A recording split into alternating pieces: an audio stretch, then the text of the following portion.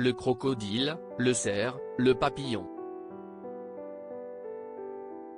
La troisième saison de Mask Singer bat à son plein et en coulisses, les costumières veillent sur leurs œuvres.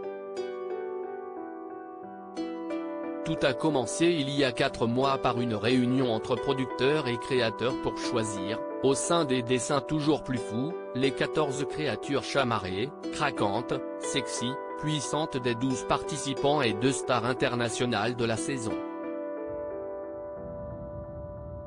Parmi les idées folles, CIST dans la tête d'Anthony Meunier, producteur, quoi germer celle du Bernard Lhermitte.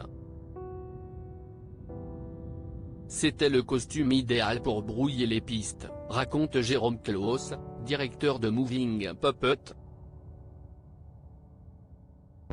Il fallait y installer une personne de grande taille en donnant l'illusion du contraire. Ce que l'on n'avait pas prévu, CIST que le costume serait choisi par Alain Bernard, 1,96 m. Il a fallu modifier les dimensions de la coque en néoprène montée sur un chariot pour qu'il puisse être à l'aise et se déplacer facilement. Et pour les essayages ? Étant le plus grand de l'équipe, j'ai servi de cobaye. Le prototype de la coccinelle a demandé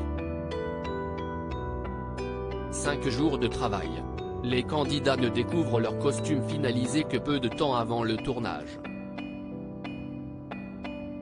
Nous avons un peu tous les gabarits dans l'équipe, explique Marie-France Larouille, qui gère l'atelier multicréation. Ça nous permet de faire des essayages réguliers pour travailler sur des détails, mais aussi sur le confort. Je dois dire que pour la coccinelle, j'ai eu la chance d'avoir sous la main ma fille qui a les mêmes mensurations de princesse que Terry Hatcher. Le prototype nous a demandé 5 jours de travail, et le tissu pailleté cousu sur le support semi-rigide de la jupe a été très compliqué. D'autant que j'ai tenu à faire un rappel sous la jupe, au cas où un cadreur décide de filmer ses jambes. On dit que le diable se cache dans les détails. Dans Mask Singer, chaque indication peut être un leurre.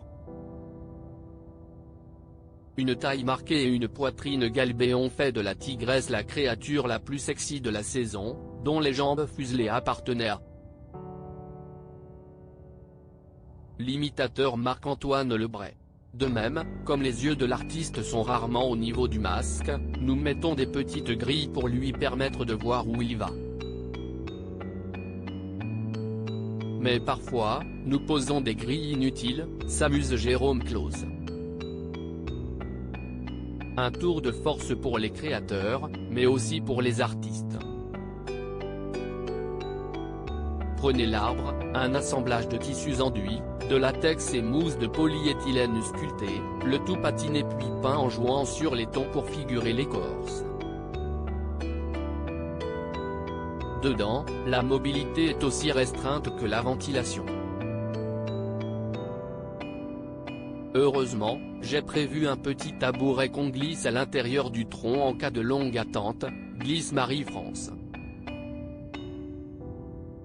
Ces contraintes que les costumiers de Mask Singer doivent respecter comme l'arbre dont le feuillage change de couleur au fil des primes, le caméléon joue lui aussi sur les chromatiques, grâce à une série de LED insérées dans les structures qui soulignent sa silhouette et dans le casque, révèle Jérôme Claus. Nous les avons programmés par ordinateur.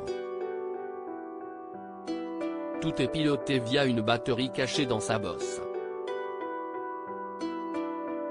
Du cybercaméléon à l'onirique papillon, dont la tête inspirée des œufs de Fabergé est une mosaïque de strass posée un par un, les costumiers ont carte blanche.